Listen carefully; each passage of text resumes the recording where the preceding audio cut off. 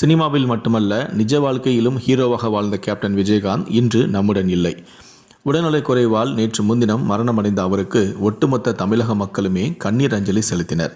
அவருடைய ஆன்மா சாந்தி அடையணும் அப்படின்னு நீங்கள் நினச்சிங்கன்னா இந்த வீடியோக்கு லைக் கொடுத்துட்டு உங்களுடைய இரங்கலை கீழே இருக்கக்கூடிய கமெண்ட் செக்ஷனில் மறக்காமல் சொல்லுங்கள். ஒரு மனிதன் எந்த அளவுக்கு நல்லவனாக வாழ்ந்திருந்தால் இந்த அளவுக்கு நாடே கதரும் என்பது கேப்டன் விஷயத்தில் தெளிவாக தெரிகிறது. எம்ஜிஆருக்கு பிறகு இந்த கருப்பு எம்ஜிஆரின் மறைவுதான் தமிழ்நாட்டையே உலுக்கியிருக்கிறது. அப்படிப்பட்ட கேப்டனின் நிறைவேறாத 5 ஆசைகளை பற்றி பார்க்கலாம்.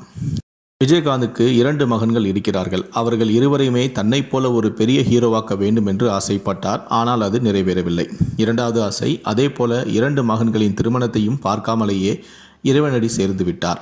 3வதாக, ஏழை மக்களின் நலனுக்காக தான் தேமுதிக என்ற கட்சியை அவர் உருவாக்கினார். ஆனால் அந்த கட்சி பெரிய கட்சியாக உருவெடுக்காமல் போனது.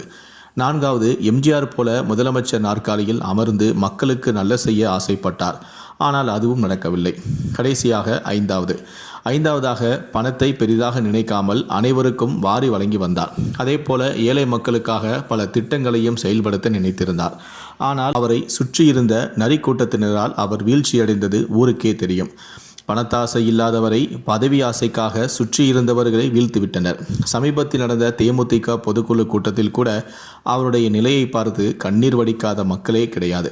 ஆக மொத்தம் ஒரு நல்ல தலைவனை இப்போது தமிழகம் இழந்து நிற்கிறது.